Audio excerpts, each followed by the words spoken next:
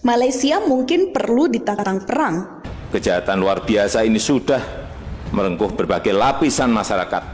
Semua itu harus dihentikan, harus dilawan, dan tidak bisa dibiarkan lagi. Kita tegaskan perang, kejar mereka, tangkap mereka, hajar mereka, hantam mereka.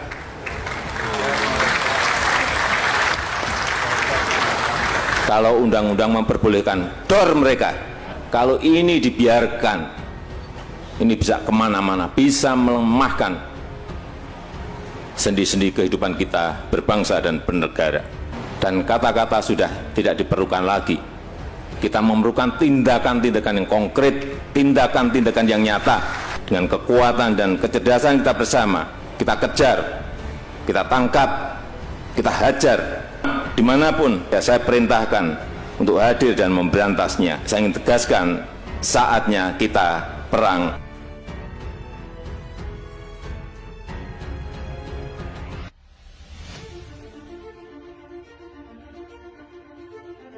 Ketua Direktur Sabang Merauke, Circle Syahganda Nainggolan, berharap Presiden segera bersikap tegas dan menantang Malaysia lewat peperangan agar negara tersebut tidak lagi semena-mena mempermainkan kedaulatan hukum negara Indonesia.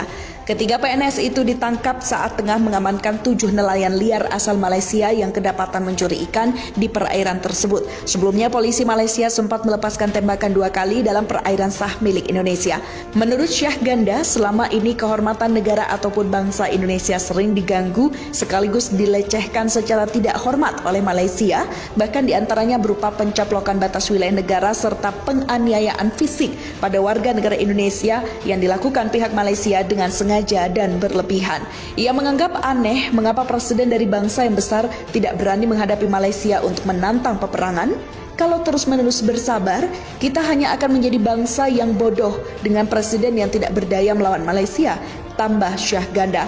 Padahal, kata Syahganda, presiden dijamin Undang-Undang Dasar 1945 untuk menyatakan perang dengan negara lain apabila dianggap telah mengganggu kedaulatan negara. Perbatasan antara Indonesia dan Malaysia di Asia Tenggara mencakup perbatasan darat yang memisahkan kedua negara. Di Pulau Kalimantan, perbatasan maritim di sepanjang Selat Malaka, Laut Tiongkok Selatan, dan Laut Sulawesi. Demikian dikatakan Koordinator Serikat Aksi Mahasiswa Nusantara atau Semar Nusantara Antoni saat berunjuk rasa di Kedutaan Besar Malaysia pada Jumat. Anton mengatakan bahwa Komando Pelaksanaan Operasi Pengamanan Perbatasan Republik Indonesia Malaysia, Brigadir Jenderal TNI Roni marah besar atas perbuatan pekerja perusahaan negeri jiran yang merusak patok batas kedua negara. Menurut Komandan Komando Resor Militer atau Korem 121 Alambana Wanawai, walaupun pekerja perusahaan sawit Malaysia mengaku tak sengaja merusak patok batas negara dengan alat berat, Anton menjelaskan bahwa kejadian perusakan patok itu berdasarkan temuan dan laporan cepat dari Babinsa Desa Sungai Tekam. Laporan terkait adanya alat berat perusahaan sawit Malaysia yang membuat parit dengan telah merusak patok batas negara nomor G531 di wilayah Kabupaten Sanggau. Perusakan patok batas negara tersebut diduga dilakukan oknum karyawan perusahaan kelapa sawit Malaysia pada Selasa sekitar pukul 11.00 waktu Indonesia bagian Barat. Kegiatan pembuatan parit di batas negara Indonesia-Malaysia mengakibatkan patok batas negara dengan nomor G531 terlindas alat berat yang sedang bekerja menggali parit, terang Anton.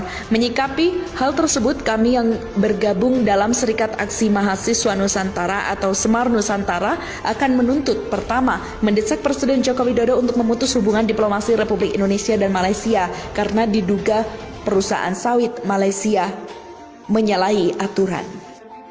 Penganiayaan dan pemerkosaan yang dilakukan warga negara Malaysia terhadap WNI 26 TKW asal Lampung kembali membuat warga Indonesia berang terhadap Malaysia. Masa Aliansi Pemuda Ganyang Malaysia dan Masa Benteng Rakyat Demokrasi atau Bendera menilai tragedi tersebut adalah bentuk dari ketidakseriusan pemerintah Malaysia dalam menjaga hubungan baik dengan Indonesia. Belum kering tinta perundingan, mereka sudah mempermalukan warga negara Indonesia secara tidak beradab. Ini sudah sangat keterlaluan. Kemarin mereka mengambil pulau, mengsengketakan perbatasan, mengaku-ngaku budaya Indonesia, Hingga ratusan kali terjadi kasus kekerasan terhadap TKI.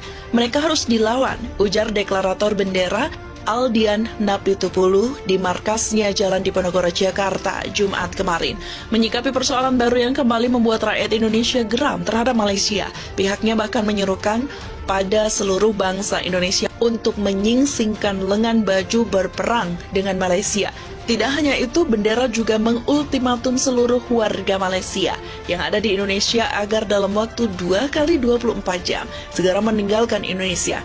Jika dalam waktu yang ditentukan masih berada di Indonesia, bendera menyatakan tidak ada satu kekuatan apapun yang dapat menjamin keselamatan mereka di Indonesia. Karena ini masalah nasionalisme dan harga diri yang diinjak-injak, kita harus tegas dalam bersikap, jangan jadi banci yang lembek. Jika pemerintah dan TNI tidak mau berperang, buka saja baju kebesaran kalian, buka pangkat dan jabatan kalian, letakkan di bawah senjata kalian, berikan ke kami, biar kami yang akan mengganyang Malaysia. Duta Besar RI untuk Malaysia, Hermono, mengingatkan Malaysia sedang menjadi sorotan dunia internasional karena dituduh melakukan praktek kerja paksa. Beberapa perusahaan Malaysia bahkan dikenai sanksi ekspor ke Amerika Serikat akibat tuduhan kerja paksa ini. Kasus kerja paksa diantaranya dalam bentuk tidak membayar gaji, penahanan dokumen, hingga larangan berkomunikasi. Kasus-kasus larangan seperti itu, disebut Hermono, dalam keterangan tertulis banyak dialami oleh pekerja migran Indonesia atau PMI atau TKI. Kasus kerja paksa tidak hanya terjadi di sektor rumah tangga, tetapi juga di sektor lain seperti perkebunan dan manufaktur. Sesuai catatan KBRI Kuala Lumpur selama 2021-2022, selama 2021 KBRI berhasil mengembalikan hak gaji PMI sejumlah Rp2.166.890,63 Rm atau lebih dari 7 miliar rupiah milik 206 PMI sektor rumah tangga.